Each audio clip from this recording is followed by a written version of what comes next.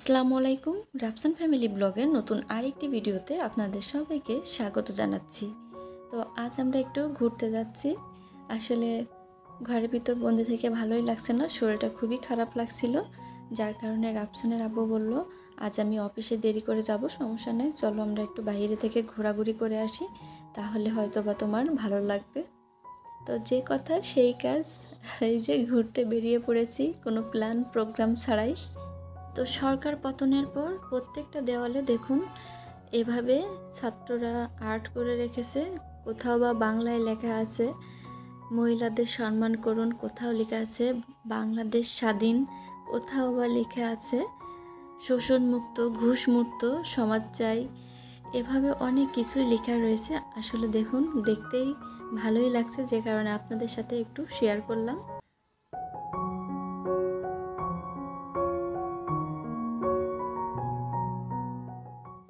তো আজকে সকালে আমরা বাহিরে থেকে এই যে খাওয়া দাওয়া করছি। তো রাফসান এই যে খাওয়া দাওয়া করছে। আসলে শরীরটা এত পরিমাণে খারাপ ছিল যে রান্নাঘরে ঢুকাই আমার জন্য খুবই কষ্টকর হয়ে গিয়েছিল। তো রাফসানের আব্বু বলল আজ তোমাকে রেস্ট দিলাম, ছুটি দিলাম, তো তুমি আজ রান্না বান্না করো না, আমরা বাইরে থেকেই খেয়ে দিয়ে নিব। তো যে কথা সেই কাজ, আমরা এই যে খাওয়া দাওয়া করতে চলে এসেছি প্রথমেই। তো ঘোরাফেরার আগে পেটটা ভরে রাখা জরুরি, তা না হলে কিন্তু ঘোরার মুডটাই থাকবে না। আর এরই মাঝে কিন্তু আমাদের খাওয়া দাওয়া শেষ, আর এখন আমরা বেরিয়ে পড়েছি।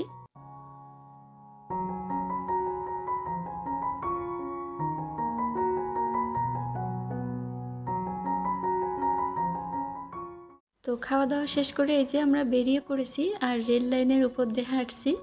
তো আসলে দুজন যে রেল লাইনের উপরে হাঁটবো হাত ধরে, সেই উপায় কি আর আমাদের আছে বলুন তো?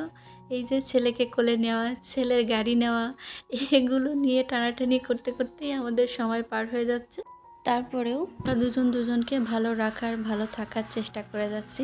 আর সবথেকে বেশি যে বিষয়টা মাথায় রাখতে হবে সেটা হলো স্যাক্রিফাইস ছাড়া কিন্তু কেউই ভালো থাকতে পারবেন না।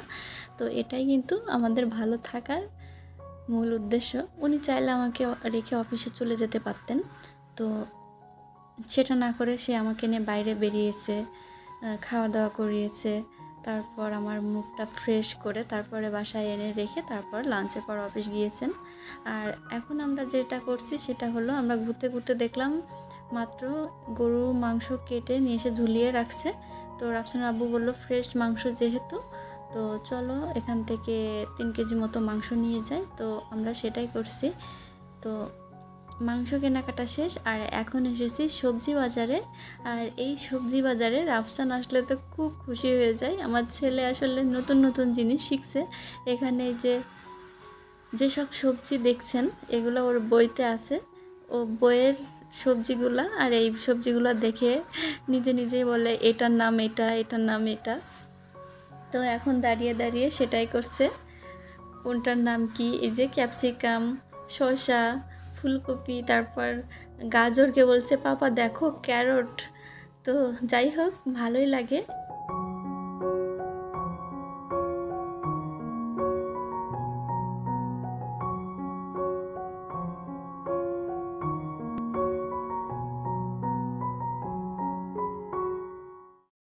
তো এখন আমরা বাসার উদ্দেশ্যে আবার রওনা দিয়েছি, যেহেতু রাফসানের আব্বু লাঞ্চের পর অফিস যাবেন।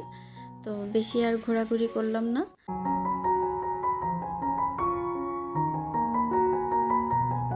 তো আজ বেরিয়ে ভালোই হয়েছে, রাফসানের আব্বুর সাপ্তাহিক বাজার করাটা কষ্টটা কমে গেছে আর কি। অফিস থেকে ফিরে বাজার করা খুব টাফ হয়ে যায়। তো আজ কিনেছি লাল শাক, বরবটি, এখানে রয়েছে টমেটো, তারপর রয়েছে ধনিয়া পাতা, আর তারপরে রয়েছে করলা, আর এছাড়াও রয়েছে এখানে ঢেঁড়স, আর তারপরে রয়েছে ফুলকপি, তারপর রয়েছে কাঁচামরিচ।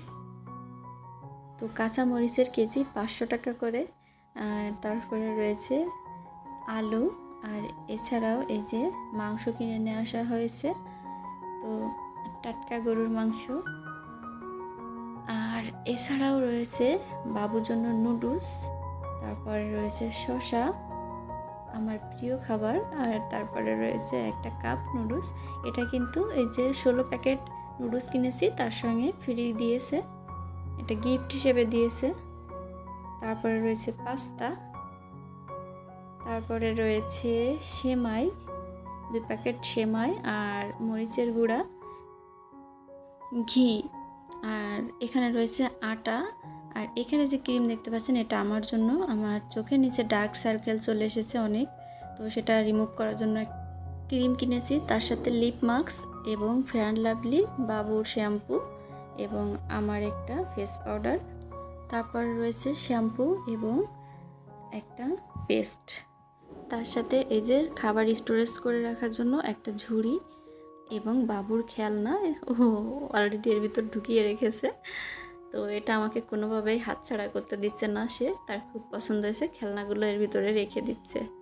আপনারা যদি এখনও পর্যন্ত আমার ভিডিওটি দেখেন আর ভিডিওটি যদি ভালো লেগে থাকে তাহলে চাইলে আপনি আমার ইউটিউব চ্যানেলটিকে সাবস্ক্রাইব করতে পারেন, এবং আপনি যদি ফেসবুক পেজ থেকে আমার ভিডিওটি দেখে থাকেন তাহলে পেজটিকে চাইলে ফলো দিতে পারেন। আজকের ভিডিওটি কেমন লাগলো কমেন্ট করে জানাতে ভুলবেন না। ভালো থাকবেন সকলে, সবার পরিবার নিয়ে। আল্লাহ হাফেজ।